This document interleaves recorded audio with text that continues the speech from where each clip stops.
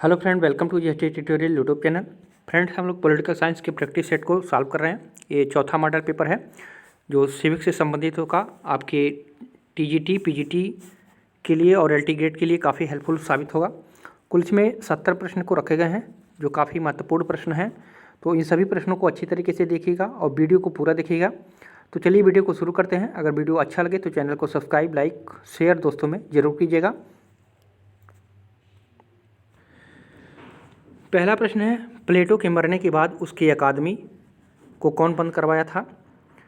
तो सही उत्तर हो जाएगा आपका ऑप्शन नंबर ए, जारिस्टियन ने। ठीक है, तो पहला ऑप्शन सही हो जाएगा।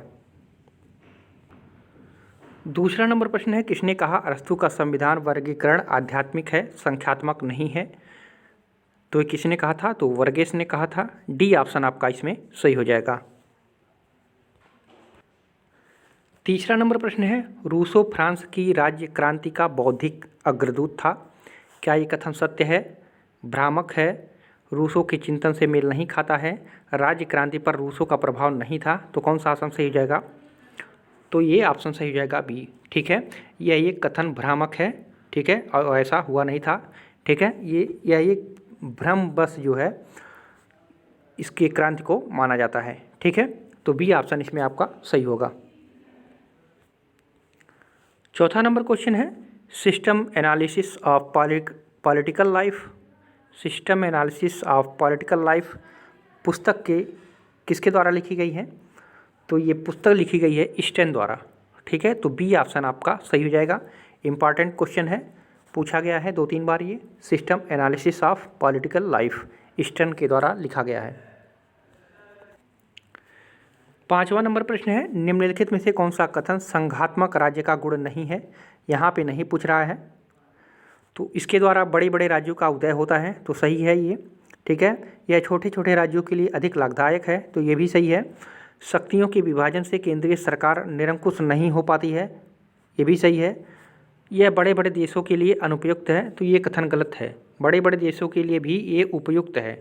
ठीक है, तो ये कथन आपका गलत है। ठीक है, तो डी ऑप्शन इसमें सही होगा। छठवां क्वेश्चन भी सेम है और इसमें ऑप्शंस को बदल दिए गए हैं। निम्नलिखित में से कौन सा कथन संघात्मक राज्य के गुण से संबंधित नहीं है?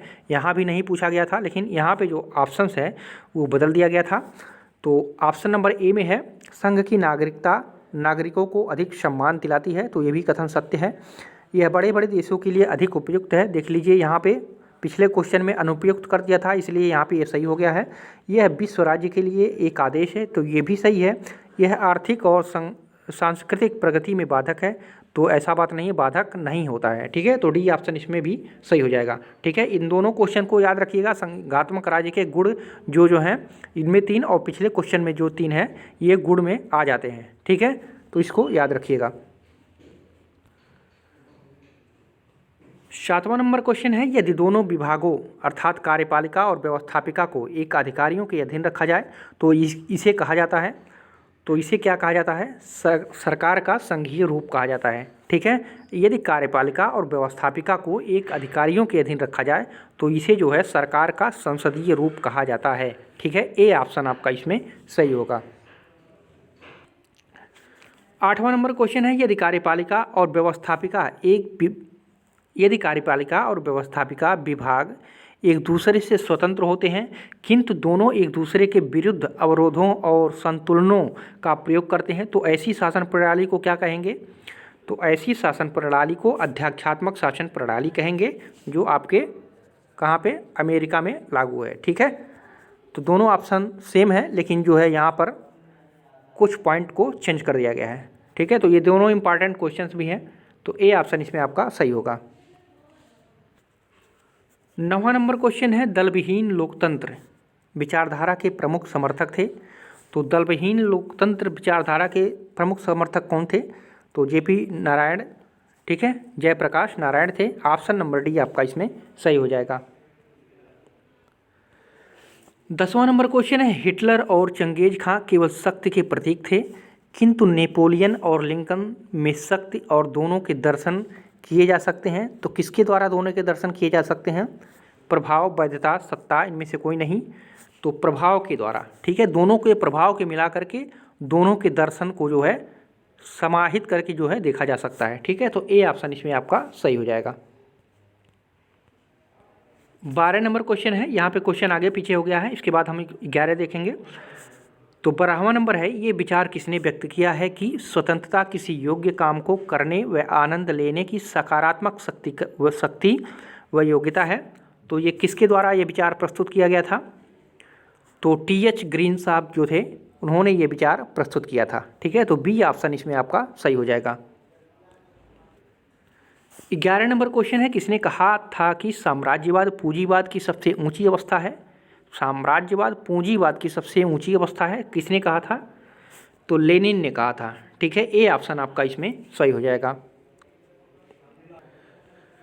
13 नंबर क्वेश्चन है, कौन स्वतंत्रता को सनकीपन तथा चारित्रिक विषमता की हद तक न्यायोचित ठहराता है? कौन स्वतंत्रता को सनकीपन तथा चारित्रिक विषमता की हद तक न्यायोचित ठहराता है? तो ये थे लॉक, ठीक है। तो बी ऑप्शन इसमें आपका सही हो जाएगा। 14 नंबर क्वेश्चन है, असंतुष्ट मानव संतुष्ट सूअर की अपेक्षा है, असंतुष्ट सुकरात पूर्णतया संतुष्ट मूर्ख की अपेक्षा उत्कृष्ट है। यह किसने कहा था? तो ये कहा था जी.एस. मिल ने, ठीक है। बी ऑप्शन इसमें आपका सही हो जाएगा। 15 नंबर क्वेश्चन है, फ्रांस की क्रांति व्यक्ति के अमूर्त अधिकारों पर आधारित थी, जबकि अंग्रेजी क्रांति अंग्रेजों के परंपरागत अधिकारों पर आधारित थी। यह किसने कहा था? तो ये कहा था एडमंड बर्क ने, ठीक है। बी ऑप्शन आपका इसमें सही हो जाएगा। 16 नंबर क्वेश्चन है, एक देश में समाजवाद के सिद्धांत का प्रतिपादन किसने किया था? तो एक देश में समाजवाद का प्रतिपादन जो है स्टालिन ने किया था। डी ऑप्शन आपका इसमें सही हो जाएगा। 17 नंबर क्वेश्चन है, दार्शनिकों ने संसार की व्याख्या की है, पर महत्व की बात है उसे बदलना, ठीक है। पर महत्व की बात है उसे बदलना। तो ये किसका कूट है? तो ये है मार्क्स का, ठीक है। मार्क्स ने कहा था दार्शनिकों ने संसार की व्याख्या की है, पर महत्व बात ये है कि उसे बदलना चाहिए, ठीक है। तो ये मार्क्स द्वारा कहा गया था। 18 नंबर क्वेश्चन है, राज विधि का शिशु तथा जनक दोनों है। यह कथन किससे संबंधित है? तो ये माइकाइवर से संबंधित है, बहुत पॉपुलर ये कोटेशन है, आप लोग जो है जानते भी होंगे। तो ए ऑप्शन इसमें आपका सही हो जाएगा। 19 नंबर क्वेश्चन है, संप्रभुता राज्य की सर्वोपरि इच्छा होती है। संप्रभुता राज्य की सर्वोपरि इच्छा होती है, यह कथन किसका है? तो ये था विलोवी का, ठीक है। ए ऑप्शन सही हो जाएगा। 20वां क्वेश्चन है, मुंबई या बम्बई म्यूनिसिपल कॉरपोरेशन की स्थापना किस वर्ष हुई थी? तो ये हुआ था 1726 ईस्वी में, ठीक है। 1726 ईस्वी में भारत में नगर निगम की शुरुआत जो है 1687 से ही शुरू हो गया था, ठीक है।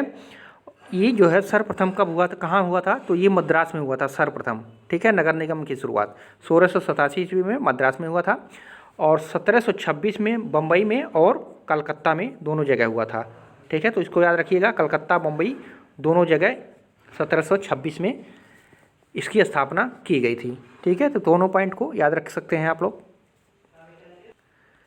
21 नंबर प्रश्न है, तो अभिकथन दिए गए हैं, अभिकथन तर्क उसको कूट करके बताना है कि क्या इसका सत्य होगा। तो अभिकथन ए में कहा गया है, नौकरशाही प्रशासन मूलतः एक कठोर प्रशासन होता है, तो बिल्कुल सत्य है। अब यहाँ पे बीच में और या तथा लगा दे, ठीक है। देख लीजिए, नौकरशाही प्रशासन और मूलतः एक कठोर प्रशासन होता है, ये तो सही है। और नौकरशाही ज्ञान के आधार पर नियंत्रण का प्रयोग करती है, ठीक है। तो ये तो सत्य है, लेकिन बीच में जो संतुष्टिकरण स्पष्टीकरण बन रहा है ये बन नहीं पा रहा है, ठीक है। सत्य तो दोनों हैं, लेकिन स्पष्टीकरण पूर्ण स्पष्टीकरण नहीं हो पा रहा है, ठीक है। तो कूट आपका बी सही हो जाएगा। ए और बी दोनों सही हैं, परंतु ए आर की व्याख्या नहीं कर रहा है, यानी स्पष्टीकरण नहीं दे पा रहा है, ठीक है। अगर और तथा या अथवा लगाने पर पूरा पैराग्राफ बन जाता है तो संभवतः ये सत्य होता है कि इसका स्पष्टीकरण मिल जा रहा है, लेकिन लगाने पर अगर पैसेज में जो है पैसेज नहीं बन पा रहा है, ये ट्रिक है, कोई मतलब इसको एकदम करेक्ट आंसर मत मानिएगा, ये ट्रिक है। तो अगर नहीं बन पा रहा है तो वहाँ पर स्पष्टीकरण नहीं होता है, ठीक है। ये लेकिन ये दोनों आपको या आना चाहिए। 22 नंबर प्रश्न है, इससे पहले कि विज्ञान सिद्धांत का विकास करे इसकी अवधारणा अवश्य होनी चाहिए, यह कथन किसका है? तो ये कथन है आपका हर्बर्ट साइमन का, ठीक है। हर्बर्ट साइमन के द्वारा यह कथन दिया गया था, तो बी ऑप्शन सही होगा।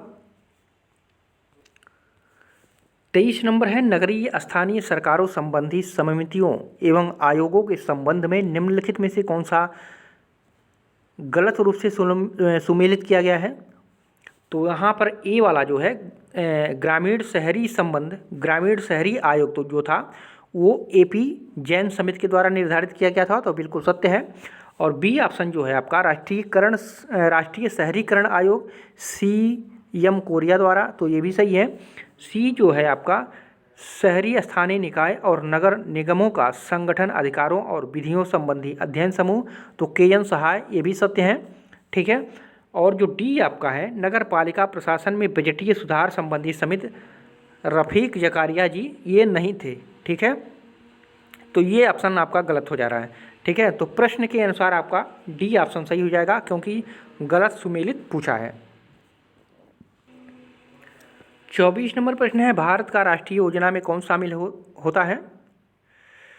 तो एक चीज़ यहाँ पे जान लीजिए, राष्ट्रीय योजना आयोग का जो है नाम बदल करके नीति आयोग कर दिया गया है, ये आप लोग जानते होंगे 1 जनवरी 2015 से।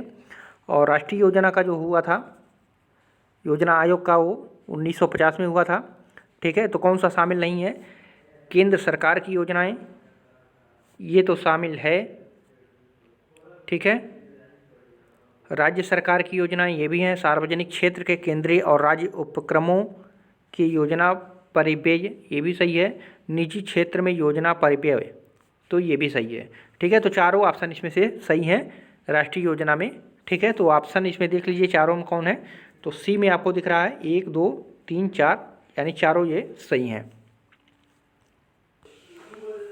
25 नंबर प्रश्न है, निम्नलिखित में से कौन सा वित्त मंत्रालय का विभाग नहीं है? यहाँ पे नहीं पूछ रहा है, तो अंतर्राष्ट्रीय व्यापार जो विभाग है वो वित्त मंत्रालय का विभाग नहीं होता है, ठीक है। आर्थिक मामलों का विभाग है, वित्तीय सेवाओं का विभाग है, राजस्व विभाग है, लेकिन अंतर्राष्ट्रीय व्यापार विभाग ये उससे संबंधित नहीं रहता है, उससे अलग है। 26 नंबर प्रश्न है, महानगरीय निगम के संदर्भ में एक पृथक ओम्बुड्समैन की रचना की जानी चाहिए, यह संस्तुति किसके द्वारा कही गई थी? तो ये कही गई थी वीरप्पा मोइली समिति के द्वारा, ठीक है। वीरप्पा मोइली समिति के द्वारा यह कथन कहा गया था कि महानगरीय निगम के संदर्भ में एक पृथक ओम्बुड्समैन की रचना की जानी चाहिए। यहाँ पर हम इसके बारे में थोड़ा सा देख लेते हैं। ये जो वीरप्पा मोइली समिति थी, ठीक है, इसको द्वितीय प्रशासनिक सुधार आयोग के नाम से भी जाना जाता है, ठीक है। 31 अगस्त 2005 को सरकार ने कर्नाटक के पूर्व मुख्यमंत्री वीरप्पा मोइली की अध्यक्षता में द्वितीय प्रशासन आयोग का गठन किया। आयोग के अध्यक्ष जब वर्ष 2009 में पद त्यागा, तब तक यह अपनी सिफारिशों की 15 रिपोर्ट्स दे चुका था। इस 5 सदस्यीय आयोग का प्रमुख कार्य मंत्रालयों एवं विभागों का पुनर्गठन करने तथा उनकी भूमिका को वैश्वीकरण के अनुरूप बनाने के लिए सिफारिश देना था, ठीक है। इस आयोग को सरकार के सभी स्तरों पर देश के लिए एक सक्रिय प्रतिक्रियाशील जवाबदेह सतत प्रशासन के लिए सुझाव देने की जिम्मेदारी भी दी गई थी, ठीक है। इसके अलावा आयोग ने निम्नलिखित सुझाव भी दिए थे, इसमें से आप लोग देख सकते हैं, भारत सरकार का संगठनात्मक ढांचा, शासन में नैतिकता, कार्मिक प्रशासन की पुनर्संरचना, वित्तीय प्रबंधन प्रणालियों के सुदृढ़ीकरण, राज्य स्तर पर प्रभावी प्रशासन सुनिश्चित करने के उपाय, ठीक है। इस सारे जो है उसमें से दिए थे, ठीक है। इसको आप लोग स्क्रीनशॉट करके 2-4 बार पढ़ लेंगे तो सारे चीज़ इसमें से याद हो जाएंगे, ठीक है। और ये बहुत महत्वपूर्ण है, ठीक है, क्योंकि राजनीति विज्ञान ऐसा सब्जेक्ट है, इसमें करंट से संबंधित बहुत सारे प्रश्न पूछे जाते हैं, ठीक है। जो लेटेस्ट अपडेट होता है उसको आप लोग ज़रूर ध्यान में रखिएगा परीक्षा से पहले, ठीक है। तो इसमें आपका सी ऑप्शन सही हो गया था।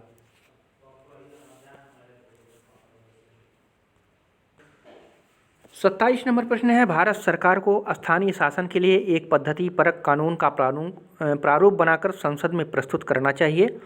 यह संस्तुति किसकी थी? तो ये थी द्वितीय प्रशासनिक आयोग, जो हम लोग ऊपर पढ़े हैं 2005 में, जिसका जो है गठन किया गया था वीरप्पा मोइली द्वारा। ठीक है, देखिए यहाँ पे 2 प्रश्न लगातार कंटिन्यू पूछ दिया था। ठीक है, तो ये बहुत इंपॉर्टेंट है, इसको जो है ज़रूर आप लोग पढ़ लीजिएगा, पूरा पढ़ लीजिएगा, स्क्रीनशॉट के रख लीजिएगा और उसको पूरा अच्छी तरीके से पढ़ लीजिएगा। तो ये द्वितीय प्रशासनिक सुधार आयोग द्वारा ये बात कही गई थी। 28 नंबर प्रश्न है, निम्नलिखित में से कौन से लोक नीति के परिभाषिक तत्व हैं पूछा है। तो लोकनीति के जो परिभाषिक तत्व होते हैं, लक्ष्यों की घोषणा करना होता है, कार्य की प्रस्तावित मार्ग बनाना होता है, साधारण उद्देश्य की घोषणा करना होता है और एक आधिकारिक निर्णय भी लेना होता है। ठीक है, तो चारों ऑप्शन इसमें से आपका सही हो जाएगा। तो ए आपका सही हो जाएगा, 1 2 3 4 ये चारों पारिभाषिक तत्व उनके लोकनीति के हैं। 29 नंबर प्रश्न है, निम्नलिखित में से किसने तर्क दिया था कि यथार्थवाद के हमारी बौद्धिक उपकरण मंसूजा या टूल बॉक्स में एकल सर्वाधिक उपयोगी उपकरण बने रहने की संभावना है? तो ये कहा था EH कार ने। ठीक है, तो बी ऑप्शन इसमें आपका सही हो जाएगा।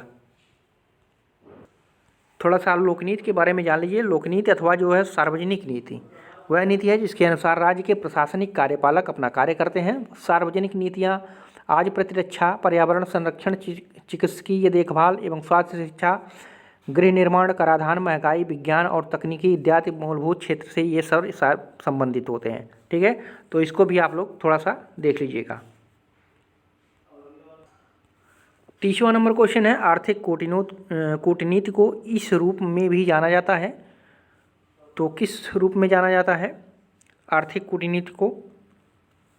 तो विकास कूटनीति के रूप में भी इसको जाना जाता है। ठीक है, आर्थिक कूटनीति को विकास कूटनीति के रूप में भी जाना जाता है। 31 नंबर प्रश्न है, 2 कथन दिए गए हैं, अभिकथन और तर्क, उसको सही कोड में आपको बैठाना है। तो आप लोग पहला रूल लगा सकते हैं जो हम लोग पहले प्रश्न में पढ़े हैं। अभिकथन में ए में क्या कह रहा है? विकास प्रशासन की अवधारणा तथा उद्भव हाल ही में हुआ, तो सत्य है। ठीक है, तथा द्वितीय विश्व युद्ध के पश्चात अनेक देश आज़ाद हो गए, ये सत्य है। लेकिन क्या ये तर्कपूर्ण हो रहा है?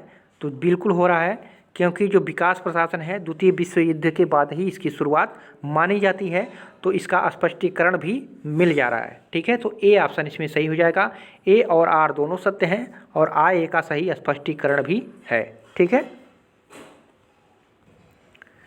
32 नंबर प्रश्न है, निम्नलिखित में से यह किसने कहा कि कामगारों की मुक्ति का आधार स्वयं उनका कार्य है? तो ये कहा था कार्ल मार्क्स ने। डी ऑप्शन आपका इसमें सही हो जाएगा। 33 नंबर क्वेश्चन है, निम्नलिखित में से किस कारक ने शीत युद्ध के पश्चात नौ शिथिलता के विकास में योगदान दिया?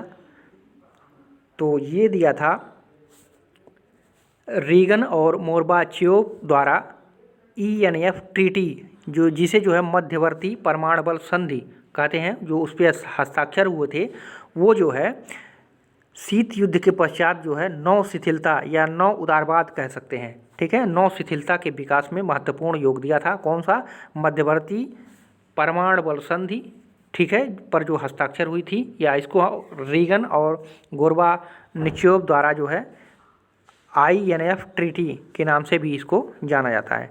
ठीक है, तो इसमें से आपका भी ऑप्शन इसमें सही हो जाएगा। 34 नंबर है, बे ऑप्टिक्स शीत युद्ध के दौरान किस संकट से संबंधित था या संकट से संबंधित है? तो बे ऑप्टिक्स जो था वो क्यूबन मिसाइल से संबंधित था, क्यूबन मिसाइल से। ठीक है, तो ए ऑप्शन आपका सही हो जाएगा। 35 नंबर प्रश्न है, काली विधवाएं या ब्लैक विडोज महिला आतंकवादी हैं, वे किस देश में हैं, किस देश से हैं? तो ये जो ब्लैक विडोज महिला आतंकवादी है वो चेचन्या, ठीक है, बी ऑप्शन में देख लीजिए चेचन्या। यह एक जो है रूस का एक गणतंत्र राज्य है। ठीक है, और इसकी राजधानी जो है ग्रोजली, ठीक है। और यह जो है रूस का एक गणतंत्र राज्य है, ठीक है। वहाँ के महिला आतंकवादी हैं कौन? ब्लैक विडोस या काली विधवाएं कहा जाता है।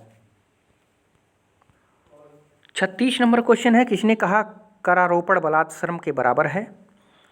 तो ये कहा था नाजिक ने। सी ऑप्शन इसमें आपका सही हो जाएगा। 37 नंबर प्रश्न है, राष्ट्रीय संयुक्त परामर्शदात्री तंत्र परिषद का अध्यक्ष कौन है? कौन होता है अध्यक्ष इसका? तो मंत्रिमंडल का जो सचिव होता है वो जो है राष्ट्रीय संयुक्त परामर्शदात्री तंत्र परिषद का अध्यक्ष होता है।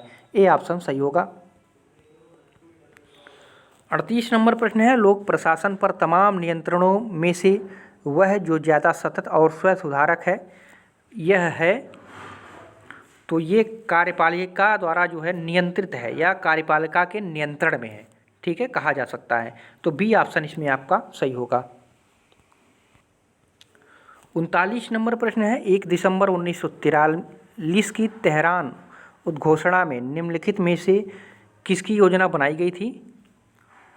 तो शांति कायम करना, ठीक है, शांति कायम करना। 1 दिसंबर 1943 में तेहरान में एक उद्घोषणा किया गया था, ठीक है, कि शांति को कायम बनाया जाए, ठीक है।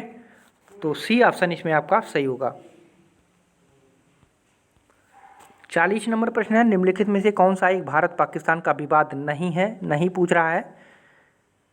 तो इसमें से जो है दाहा-ग्राम विवाद जो है ये भारत और बांग्लादेश से है, ठीक है, भारत और बांग्लादेश से संबंधित है दाहा-ग्राम विवाद, ठीक है। और भारत पाकिस्तान से सियाचिन, क्रॉस बॉर्डर आतंकवाद, सरक्रिक विवाद, ये तो ये है, ठीक है। तो ये जो है दाहा-ग्राम ये भारत और बांग्लादेश से है। यहाँ पे सूची दिया गया है, राज्य और अल्पसंख्यक समुदाय के बारे में बताना है कि किस राज्य में कौन से अल्पसंख्यक पाए जाते हैं। तो म्यांमार जो है, म्यांमार में क्या पाए जाते हैं? रोहिंगाज, ठीक है, म्यांमार में रोहिंगाज। और मलेशिया में जो है तमिल्स, ठीक है, मलेशिया में जो है तमिल्स अल्पसंख्यक समुदाय पाए जाते हैं। और इंडोनेशिया में जो है हिंदुज पाए जाते हैं, हिंदुज पाए जाते हैं अल्पसंख्यक। और लाओस में जो है वियतनामीज, लाओस में वियतनामीज, ठीक है। तो पहला में 2 है, ए में 2 है, तो ए में यहाँ पे देख लीजिए इसी में एक ही में 2 है, तो यही आपका सी ऑप्शन सही हो जाएगा। ए में 2, बी में 3, सी में 1 और डी में 4। 42 नंबर प्रश्न है, निम्नलिखित में से कौन राष्ट्रपति शासन की विशेषताओं से संबंधित नहीं है? तो कानून का शासन ये संबंधित नहीं होता है, ठीक है। न्याय, पुनरावलोकन, शक्ति विभाजन, राष्ट्रपति वास्तविक कार्यपालिका के रूप में कार्य करता है, ये भी सही है, ठीक है। तो कानून का शासन ये सत्य, ये विशेषता संबंधित नहीं है। आप लोगों के लिए एक होमवर्क है कि भारत में सर्वप्रथम जो है राष्ट्रपति शासन कब लगा था? आप लोग कमेंट करके ज़रूर बताइएगा।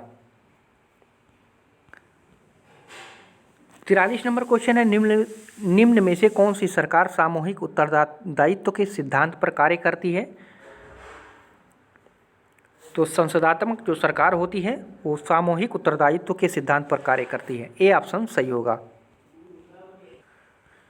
44 नंबर प्रश्न है, निम्नलिखित में से कौन एक दबाव समूह की विशेषता नहीं है? तो दबाव समूह का विशेषता आप लोग कई बार पढ़ चुके हैं इस क्वेश्चन को, चुनाव में वो लोग भाग सक्रिय नहीं होते हैं, तो डी ऑप्शन सही होगा। 45 नंबर क्वेश्चन है, निम्नलिखित में से किस विचारक ने व्यावसायिक हितों को प्रतिनिधित्व देने के उद्देश्य से एक राजनीतिक सदन और एक औद्योगिक सदन की स्थापना किए जाने का प्रस्ताव रखा था? राजनीतिक सदन और औद्योगिक सदन की स्थापना के लिए प्रस्ताव रखा था, तो किसने रखा था? ये रखा था GD कोल ने, ठीक है। तो पहला ऑप्शन सही हो जाएगा इसमें आपका ऑप्शन नंबर ए। यहाँ पे 46 नंबर क्वेश्चन है, संघात्मक शासन व्यवस्था किसे विशेषज्ञ माना जाता है? संघात्मक शासन व्यवस्था का किसे विशेषज्ञ माना जाता है? तो केसी ह्यूयर को इसका विशेषज्ञ माना जाता है, तो सी ऑप्शन इसमें सही होगा। 47 नंबर प्रश्न है, एकात्मक शासन में है तो क्या संबंधित है एकात्मक शासन में? तो एकात्मक शासन संपूर्ण राज्य के लिए एक प्रशासकीय इकाई है, ठीक है, तो सी ऑप्शन सही हो जाएगा। एकात्मक शासन संपूर्ण राज्य के लिए एक प्रशासकीय होगा, यहाँ पे प्रशासकीय इकाई होता है। ठीक है, 48 नंबर क्वेश्चन है, आनुपातिक प्रतिनिधित्व का सबसे बड़ा पक्षधर कौन था? तो वो मिल था, जेएस मिल जो है आनुपातिक प्रतिनिधित्व का सबसे बड़ा पक्षधर माना जाता था। ठीक है, 49 नंबर क्वेश्चन है, भारत में राष्ट्रीयता की भावना को अंग्रेजों के किस कृत्य ने प्रोत्साहन प्रदान किया? तो अंग्रेजी भाषा के ज्ञान के प्रचार का प्रसार द्वारा, ये भी सही है। भारतीयों को उच्च पदों से दूर रखने की नीति, ये भी उन लोगों सार्थक हो गए थे। यातायात और संचार व स्वतंत्र प्रेस के आधुनिक साधनों के जाल बिछाने से। तो यहाँ पे जो है आपका डी सही हो जाएगा, उपर्युक्त सभी। ठीक है, तो डी सही होगा। 50 नंबर प्रश्न है, भारतीय संविधान के निर्माण की प्रक्रिया को सहज रूपांतरण की भारतीय क्षमता का अनूठा उदाहरण मानते हुए इसे परिवर्तन के साथ चयन की कला की संज्ञा दी। किसके विचार हैं ये? तो जी ऑस्टिन के विचार हैं। ठीक है, ए ऑप्शन सही हो जाएगा। इंपॉर्टेंट क्वेश्चंस हैं ये। 51 नंबर प्रश्न है, निम्नलिखित में से कौन सी विशेषता भारतीय संविधान की मुख्य विशेषता नहीं है? तो नमनीय संविधान भारतीय विशेषता नहीं है, लिखित है, संघीय शासन का स्वरूप है, संप्रभु ये तो है ये है। ठीक है, तो डी ऑप्शन इसमें सही होगा। 52 नंबर क्वेश्चन है, संवैधानिक संशोधन हेतु विधेयक सर्वप्रथम कहाँ प्रस्तुत किया जाता है? संवैधानिक संशोधन हेतु विधेयक सर्वप्रथम कहाँ प्रस्तुत किया जाता है? तो संसद में। ठीक है, संसद में, लोकसभा राज्यसभा में नहीं कर सकते हैं, इसको संसद में कर सकते हैं। तो डी ऑप्शन सही होगा। 53 नंबर क्वेश्चन है, निम्नलिखित में से किस एक समिति के द्वारा भारत के संविधान में मौलिक कर्तव्यों को सम्मिलित करने की संस्तुति की गई थी? तो आप लोग जानते ही होंगे, स्वर्ण सिंह समिति। ठीक है, तो डी ऑप्शन, ए ऑप्शन आपका इसमें सही होगा। 54 नंबर क्वेश्चन है, स्वतंत्रता के पश्चात भारत में भाषाई आधार पर प्रांतों का पुनर्गठन निम्नलिखित में से किस कारणवश हुआ था? किस कारणवश हुआ था? तो पी श्रीरामुलु की मृत्यु के कारण। ठीक है, पी श्रीरामुलु के मृत्यु के कारण जो है स्वतंत्रता के पश्चात भारत में भाषाई आधार पर प्रांतों का पुनर्गठन किया गया था। तो सी ऑप्शन इसमें सही हो जा रहा है। 55 नंबर क्वेश्चन है, भारतीय संविधान के अधीन राष्ट्रपति की आपात शक्तियों को गृहीत किया गया है। तो ये किस देश से है? तो ये सही हो जाएगा आपका, जर्मन के वाइमर संविधान से लिया गया है। ठीक है, संविधान, भारतीय संविधान के राष्ट्रपति की जो आपात शक्तियां हैं वो जर्मन के वाइमर संविधान से लिया गया है। ठीक है, तो डी ऑप्शन इसमें आपका सही हो जाएगा। 56 नंबर क्वेश्चन है, गदर पार्टी का संस्थापक कौन था? तो इसको आप लोगों को बताना है, क्योंकि यहाँ पे तो आंसर डी सही हो जा रहा है, लाला हरदयाल। ठीक है, लेकिन लाला हरदयाल महामंत्री थे। ठीक है, कई बुक में दिया है महामंत्री थे, और इसके जो संस्थापक थे वो सोहना सिंह भकना। ठीक है, सोहन सिंह भकना, सोहन सिंह भकना। ठीक है, ये थे इसके अध्यक्ष, और इसका स्थापना जो हुआ था 1913 में हुआ था। ठीक है, लेकिन इस प्रश्न में जो है इसको सही किया है, और ये महामंत्री हैं। आप लोग भी इस क्वेश्चन को देखिएगा कहीं पे और कमेंट में बताइएगा कि सत्य क्या है इसमें। और जहाँ तक है ये मतलब सोहन सिंह भकना कई किताब में और कई जगह देखने को मिला है। ठीक है, और ये महामंत्री थे हरदयाल, लाला हरदयाल। 57 नंबर पर प्रश्न है, क्षेत्रीय परिषदें परामर्शदात्री इकाइयाँ होती हैं। ठीक है, जो क्षेत्रीय परिषदें होती हैं वो परामर्शदात्री इकाइयाँ हैं। ठीक है, तो बी ऑप्शन सही हो जाएगा। 58 नंबर क्वेश्चन है, एक लेखक है और पुस्तकें हैं, तो ये आपको मिलान करना है। तो डॉक्टर राजेंद्र प्रसाद का कौन सी पुस्तक थी? तो डॉक्टर राजेंद्र प्रसाद की पुस्तक जो थी at the feet of Mahatma Gandhi, ठीक है, डॉक्टर राजेंद्र प्रसाद की ये पुस्तक थी, at the feet of Mahatma Gandhi. और लाला लाजपत राय की जो पुस्तक थी वो यंग इंडिया थी, ठीक है। और मौलाना अब्दुल कलाम आज़ाद का जो पुस्तक था तो इंडिया विंस फ्रीडम था। और सुभाष चंद्र बोस जो लिखे थे वो द इंडियन स्ट्रगल, ठीक है। तो 1 का 2, 2 का 1, 3 का 4, 4 का 3, ठीक है। तो आपका बी ऑप्शन सही हो जाएगा, ठीक है। 59 नंबर क्वेश्चन है, कौंसिल प्रवेश के प्रश्न पर निम्न में से कौन भारतीय राष्ट्रीय कांग्रेस के परिवर्तनवादी वर्ग का सदस्य नहीं था। यहाँ पे नहीं था पूछ रहा है, तो सरदार पटेल जो है परिवर्तनवादी वर्ग का सदस्य नहीं थे भारतीय राष्ट्रीय कांग्रेस के, ठीक है। तो सी ऑप्शन सही होगा।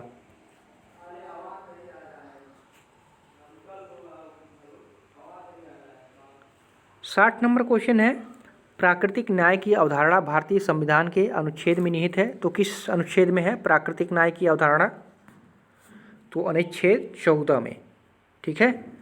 प्राकृतिक न्याय की अवधारणा संविधान के अनुच्छेद 14 में स्थित है, तो ए ऑप्शन सही होगा।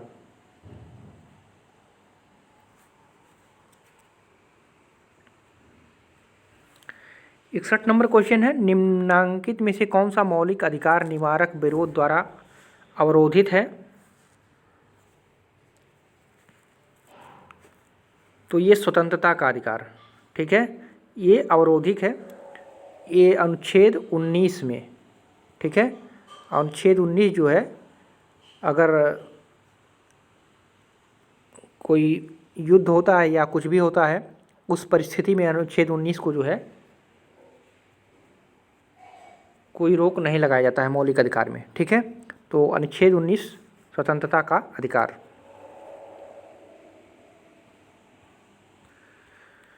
बासठ नंबर क्वेश्चन है, यदि भारत के राष्ट्रपति का पद अचानक रिक्त हो जाए और कोई उपराष्ट्रपति न हो तब कौन राष्ट्रपति बनता है? तो भारतीय सर्वोच्च न्यायालय का जो न्यायाधीश होता है सर्वोच्च न्यायालय का, उसको जो है राष्ट्रपति बनाया जाता है, ठीक है। राष्ट्रपति नहीं बनाया जाता है, कार्यवाहक संचालक बनाया जाता है। डी ऑप्शन इसमें आपका सही होगा। 63 नंबर क्वेश्चन है, निम्नलिखित में से किसने भारत के संविधान को अर्धसंघात्मक के रूप में परिभाषित किया है? तो किसने परिभाषित किया है? तो केसी ह्यूयर ने भारत के संविधान को अर्धसंघात्मक के रूप में परिभाषित किया है। 64 नंबर क्वेश्चन है, निम्नलिखित में से कौन सा कथन सही है? तो कौन सा कथन सही पूछ रहा है? राज्य जो है संघ सूची पर अधिकार रखते हैं, तो गलत है। राज्य संघ तथा राज्य सूची पर अधिकार रखते हैं, तो ये भी गलत है। अवशिष्ट शक्तियां राज्यों के अधीन है, तो ये भी गलत है। तीनों सूचियों के विषयों में परस्पर व्यापन होने से संघीय व्यवस्थापिका को प्रधानता दी जाती है, तो ये सत्य है आपका, ठीक है। तो डी ऑप्शन इसमें से सही हो जाएगा। 65 नंबर क्वेश्चन है, भारतीय संविधान सभा को आयोजित और संगठित करने का वैधिक आधार निम्न में से कौन सा था? तो आप लोग जानते होंगे कैबिनेट मिशन योजना, ठीक है। तो बी ऑप्शन इसमें से आपका सही हो जाएगा।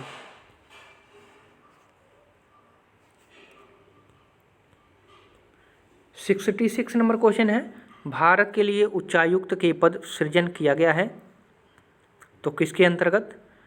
तो भारत के लिए उच्चायुक्त के पद जो है 1919 ईस्वी के अधिनियम के अंतर्गत जो है सृजित किया गया है, ठीक है। तो बी सही होगा ऑप्शन। 67 नंबर क्वेश्चन है, सांप्रदायिक मताधिकार भारत में प्रस्तावित किया गया। तो सांप्रदायिक मताधिकार भारत में किसके द्वारा प्रस्तावित किया गया था?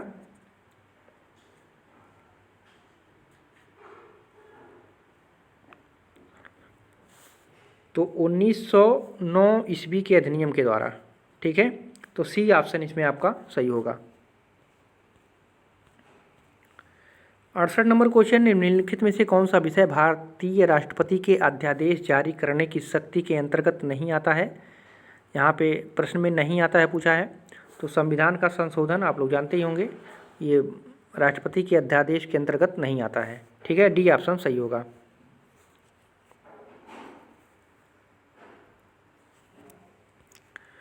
69 नंबर क्वेश्चन है, भारत के सर्वोच्च न्यायालय के निम्नलिखित में से कौन से कार्य हैं?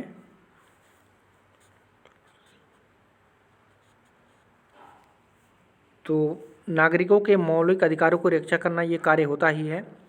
न्यायिक पुनरावलोकन या पुनरीक्षण का कार्य ये भी करते हैं। ठीक है। दंडित कैदियों को क्षमादान करना, तो ये काम नहीं है। ठीक है। राज्य प्रांतों के बीच तथा राज्यों और केंद्र के बीच उत्पन्न विवादों का निर्णय करना, ये भी है। ठीक है। तो 1, 2 और 4 सही हो जाएगा। तो कूट सी में आपका सही हो जाएगा। ये क्षमादान तो राष्ट्रपति करता है। ठीक है। तो इसमें कोई ये गलत हो जाएगा आपका। 70 नंबर क्वेश्चन है, महात्मा गांधी ने भारतीय राष्ट्रीय कांग्रेस के वार्षिक अधिवेशन की केवल एक बार अध्यक्षता की थी, तो किस अधिवेशन में की थी? तो ये आप लोग याद होगा, ये क्वेश्चन आ चुका है पिछले वीडियो में। तो ये बेलगांव में 1924 में। ठीक है। तो बी ऑप्शन सही हो जाएगा।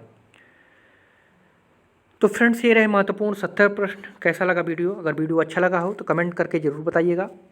फ्रेंड्स, इसके पहले के जो सारे वीडियो हैं आपके एग्ज़ाम के लिए काफ़ी हेल्प करेंगे। आप लोग प्ले लिस्ट में जाकर के सारे वीडियो को, सारे प्रैक्टिस सेट को देख सकते हैं। पूरा वीडियो देखने के लिए आप सभी को धन्यवाद।